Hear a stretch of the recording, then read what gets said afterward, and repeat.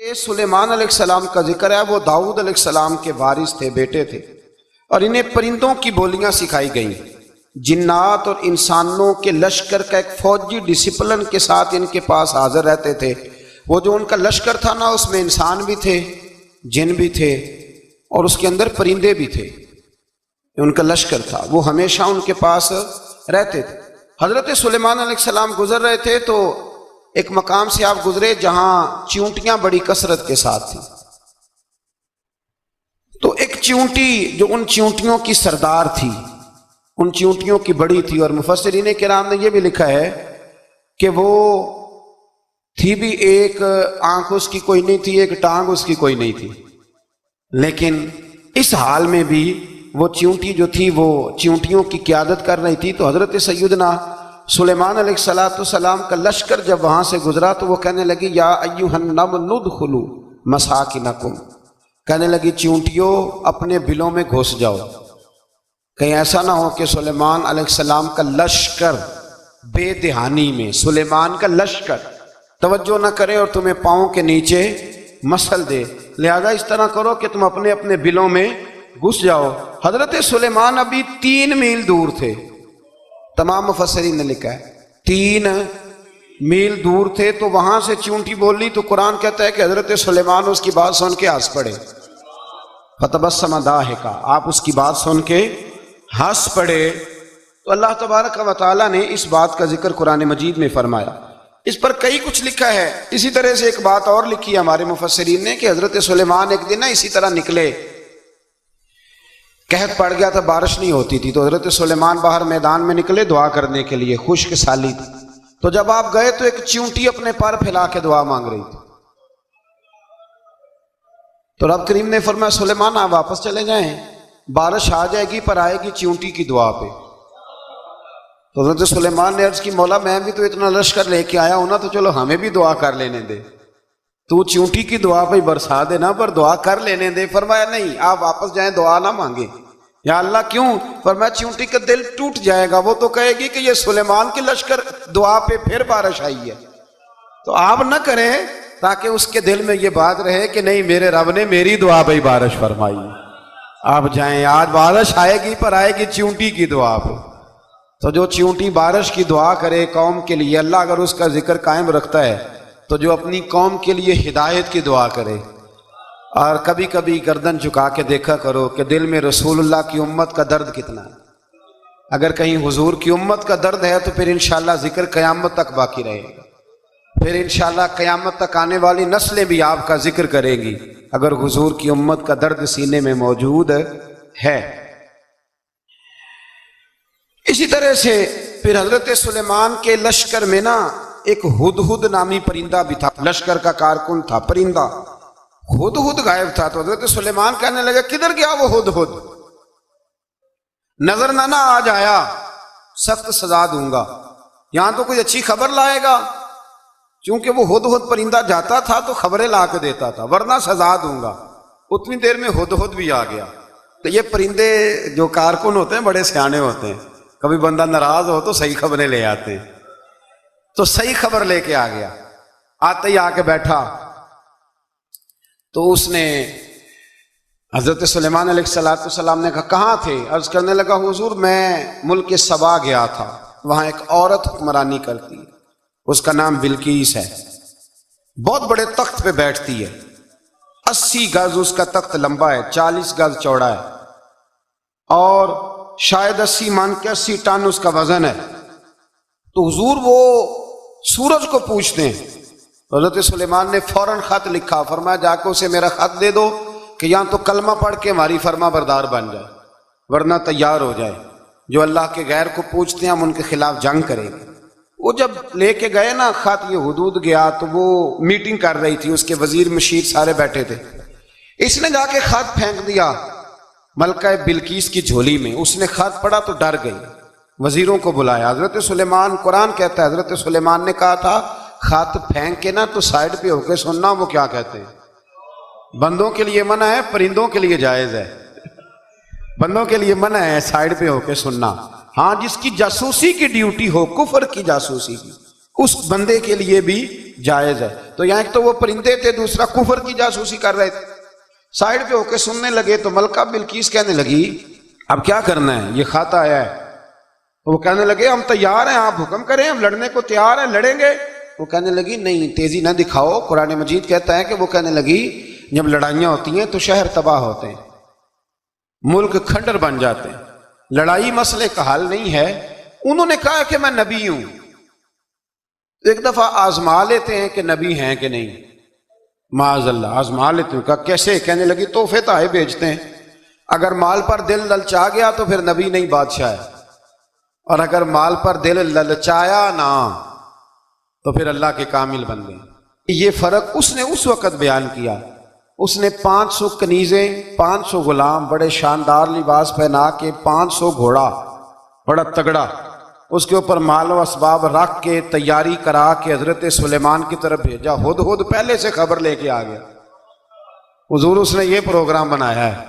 وہ جب آیا سارا کچھ تو حضرت سلیمان دیکھ کے جلال میں آ گئے. فرمانے لگے اسے جا کے کہہ دو تو مجھے کیا تحفے بھیجے گی, میرے رب نے مجھے مالا مال فرمایا ہوا ہے, انہیں مالا مال کیا میرے مالک نے.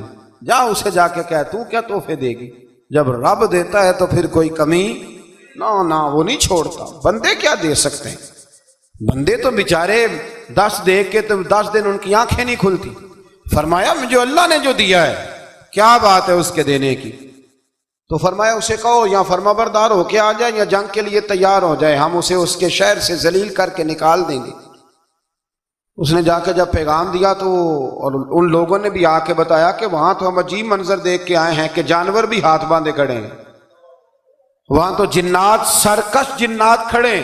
وہ بادشاہ نہیں, وہ نبی ہیں. وہ جو 500 غلام اور 500 کنیزیں گئی تھی, حوال سنایا آ کے. تو ملکہ بلقیس نے پھر خط لکھا کہ میں فرما بردار ہو کے آ رہی ہوں. معنی کیا ہے, میں کلمہ پڑھنے کے لیے آ رہی ہوں. تو حضرت سلیمان نے کہا بھئی اب اس طرح کرو, ذرا فرش بچھاؤ. انہوں نے فرش بچھایا اس طرح کا کہ اوپر فرش تھا, نیچے مچھلیاں تیر رہی, لگ رہا تھا دریا ہے. ڈیوٹی لگا دی, جنات نے بچھا دیا. ادھر حضرت سیدنا سلیمان فرمانے لگے اب چونکہ مان کے آ رہی ہے تو اسے اپنی نبوت کی علامتیں بھی دکھانی ہیں. اس نے تخت بڑا شاندار بنوایا تھا, اور خواتین میں جو عادتیں خواتین والی ہوتی ہیں وہ جاتی نہیں. وہ 7 کمروں میں نا پیچھے اپنا تخت رکھ کے تو 7 دروازے بند کر کے آئی. اس زمانے میں ایک رواج تھا, وہ زلیخا نے بھی 7 دروازے مکفل کے ایک رواج تھا. ایک کمرہ, پھر کمرے کے پیچھے کمرہ, پھر اس کے پیچھے کمرہ, پھر اس کے پیچھے کمرہ, اور اس کو بڑے موٹے تالے لگائے جاتے تھے. اور فلسفہ یہ تھا کہ ایک تالا توڑے گا کوئی تو جب تک سپاہی آ جائیں گے, اور اگر اس کے توڑنے تک نہ آئے تو دوسرے کے توڑنے تک آ جائیں گے, اور اس کے توڑنے تک نہ آئے تو 7ویں تک تو آ جائیں گے. یہ ان لوگوں کا نفسیاتی معاملہ تھا, سوچ تھی. 7 کمروں میں مکفل کر کے نا وہ نکلی. تو حضرت سلیمان علیہ السلام کہنے لگے بھئی مجھے اس کا تخت چاہیے اس کے آنے سے پہلے. اس کے آنے سے اس واقعے کی کیا ضرورت تھی قرآن پاک میں, یہ کیا حاجت تھی, یہ تخت والی ساری بات قرآن نے کیوں بیان کی؟ پوچھیں آپ اپنے دل سے بھی اور انکار کرنے والے منکرین سے بھی, اس کی کیا ضرورت تھی؟ وہ جو کہتے ہیں جی ولی کی کرامت کی کیا ضرورت ہے, سیدھی سیدھی نماز پڑھو, روزہ رکھو, حج کرو, زکوٰۃ دو, تو پوچھو ان سے ایک سورت نمل کے اندر اس ساری تفصیل کی کیا ضرورت تھی؟ ختم ہو گئی جب وہ کلمہ جو پڑھ رہی ہے, تو پھر اس سارے واقعے کو رب کیوں بیان فرماتا ہے؟ حضرت سیدنا سلیمان فرمانے لگے تخت چاہیے, اور چاہیے اس کے آنے سے پہلے. قال عفریت من الجن, جنوں میں سے ایک بہت بڑا جن بولا, کہنے لگا حضور آپ کا یہ تخت برخاست ہونے سے پہلے لے آؤں گا. یہ جو آپ میٹنگ کر رہے ہیں نا, یا فیصلے ختم, کچھ نے لکھا صبح سے شام تک میٹنگ ہوتی ہے اور اس کو آنے میں پتہ نہیں کتنے دن لگیں گے, تو میں یہ برخاست ہونے سے پہلے. اور کچھ نے کہہ دیا آپ شرط کیوں لگاتے ہیں کہ صبح سے شام تک ہوتی؟ اس جن نے کہا دیا آپ 10 منٹ میں فارغ ہو جائیں, آپ فارغ ہوں گے تو تخت آ جائے گا. مفسرین نے لکھا ہے کہ جب قرآن کہتا ہے کہ اس نے کہا کہ آپ کے فارغ ہونے سے پہلے, تو اس کا مطلب ہے کہ جب آپ اٹھیں گے یہ جگہ خالی کر دیں گے تو تخت یہاں کیویں, ہزاروں میل کا فاصلہ ہے, آ جائے گا پر ہوائی جہاز پہ, کارگو کرا کے, جی DHL کے ذریعے. کیسے آئے گا؟ وہ آئے گا تو بس آئے گا تو حضرت سلیمان کی تو بادشاہت تھی نا زمانے پہ. فرمانے لگے نہیں نہیں تو لیٹ ہے، تو لیٹ ہے، تو ہمیں جانتا ہی نہیں. اٹ سٹ تے پکھڑا کوار گندل، اسی اور بھی بوٹیاں جاننے ہاں، یہ تو لیٹ ہے، ابھی ہماری طاقت اس سے زیادہ ہے. بڑی کمال بات لکھی ہے لکھنے والوں نے. ایک مفسر نے لکھا ہے کہ ابھی حضرت سلیمان نے غلاموں سے منگوایا ہے، اپنی بات کوئی نہیں کی. یہ حال ہے ان کے غلاموں کا، تو سردار کا عالم کیا ہوگا؟ حضرت سلیمان کہنے لگے بھی جلدی جائیے. قال الذی عنده علم من الکتاب انا آتیک بہ قبل ان یرتد الیک طرفک. تو اٹھا ان میں سے وہ جس کے پاس کتاب میں سے علم تھا، ساری کتاب کا بھی نہیں، علم من الکتاب، کتاب. وہ اٹھے جن کے پاس کتاب میں سے علم تھا، تو وہ اٹھ کے کہنے لگے حضور میں لے آؤں گا. کب؟ آپ کے آنکھ جھپکنے سے. آنکھ جھپکنے سے. بندہ تھا جن تھا؟ جن کی تو بات مانی نہیں انہوں نے. کیا کہا؟ آنکھ جھپکنے سے. میں آنکھ جھپکنے سے پہلے لے آؤں گا. تو حضرت سلیمان کہنے لگے تو ٹھیک ہے چل لا پھر، لا پھر. آنکھ جھپکنے سے. اس ولی کا نام تھا آصف بن برخیا. آصف بن برخیا جی حضرت سلیمان کے وزیر تھے. وہ آئی ملکہ بلقیس، اور جب وہ آئی نا تو اس نے دیکھا کہ یہ تو آگے سامنے حضرت سلیمان بیٹھے ہیں، اور جو رستہ ہے نا درمیان میں وہ فرش ہے کہ دریا ہے سمجھ نہیں آ رہی. تو اس نے نا اپنا یوں کر کے اوپر کپڑا اٹھانا شروع کر دیا کہ نیچے پانی ہے. تو حضرت سلیمان کہنے لگے چلتی آ، نیچے کچھ بھی نہیں. اس نے پیر رکھا، نیچے مچھلیاں بھی تیرتی جا رہی تھیں. حضرت سلیمان علیہ الصلوۃ والسلام، آج بھی اللہ نے توفیق دیا نا، لوگوں نے اس طرح کی تعمیرات بعد میں کی ہیں، لیکن اس کے موجد، اس کے پہلے بنانے والے حضرت سلیمان ہیں اللہ کی دی ہوئی توفیق سے. تو وہ ملکہ آپ کے پاس آئی، پھر وہ آپ کی فرما بردار ہو گئی. اور بعد مفسرین نے یہ لکھا ہے کہ اس نے جب کلمہ پڑھا تو پھر اس کا نکاح بھی حضرت سلیمان سے ہوا. یہ بھی بعض لوگوں نے لکھا ہے. تو اس سارے واقعے کو قرآن مجید نے بیان فرمایا.